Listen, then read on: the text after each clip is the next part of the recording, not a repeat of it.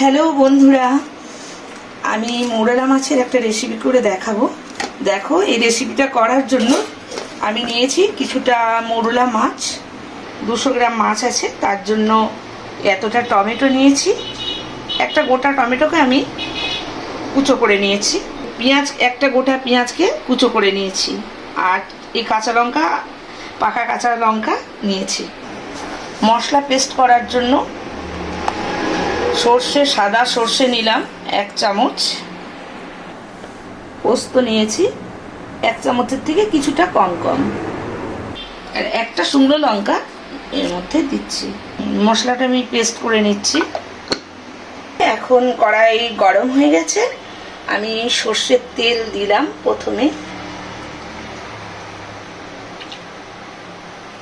2 table চামচ পরিমাণ সর্ষের তেল দিয়েছি, তার মধ্যে একটা শুকনো লঙ্কা ফাটিয়ে দিলাম আর একটু কালো জিরে দিলাম। কালো জিরেটা হয়ে গেছে, এখন আমি এর মধ্যে পেঁয়াজ দিয়ে দিলাম।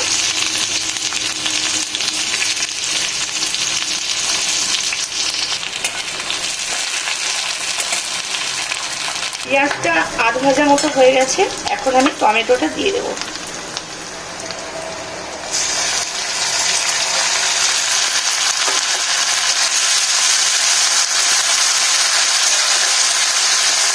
এরপর নুন দিচ্ছি। মাছে আমি নুন দিইনি, নুন হলুদ কিছুই দিইনি, যার জন্য যতটা নুন লাগবে সেটা সবটা এখনই দিয়ে দিলাম। হলুদও তাই, হলুদ মাছে দিইনি, এখন যে হলুদটা লাগবে আমি এটা সবটাই এখানেই দিয়ে দিচ্ছি। বেশি কিছু উপকরণ নেই, খুব সোজা সহজভাবেই রান্না করা যাবে এটা। গ্যাসের ফ্লেমটা লোতে রেখে আমি এখন মশলাটা একটু গ্রেভিটা বানিয়ে নেব। মশলাটা হয়ে গেছে প্রায়, এখন আমি বাকি জিনিসগুলো দেব। দুটো কাঁচা লঙ্কা যেটা চেরা ছিল দিয়ে দিলাম, এরপরে পোস্ত সর্ষে বাটাটা দিয়ে দিলাম, মশলা দিয়ে জলটা দিয়ে দিলাম,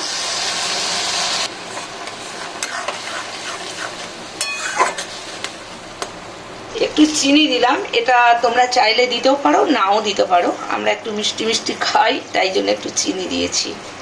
এরপর যেটা করব, আমি একটু কাঁচা সর্ষের তেল দেব। এখন আমি মাছটা দিয়ে দেব। মাছটা দেখতেই পাচ্ছ, মাছটা কোনো তেলে ভাজিনি, কিছু না, কাঁচাই দেব।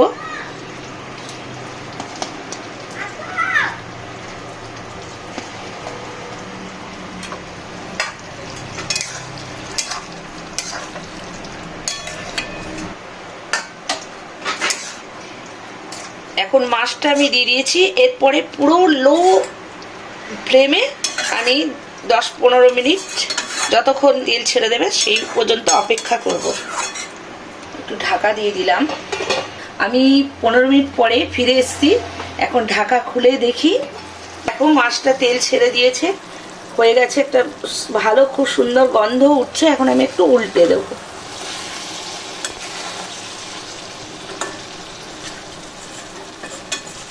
এখন আমাদের মোরলা মাছের রেসিপি কমপ্লিট হয়ে গেছে। আমি এখন সার্ভ করার জন্য দেব। দেখো, আমি সার্ভ করছি। সর্ষে পোস্ত, সবটাই সর্ষে দিইনি, হেলথের কথা ভেবেই মানে পোস্ত দিয়ে আমি এটা করেছি। এটা কালো সর্ষে, কালো সাদা সর্ষে মিশিয়েও করা যায়।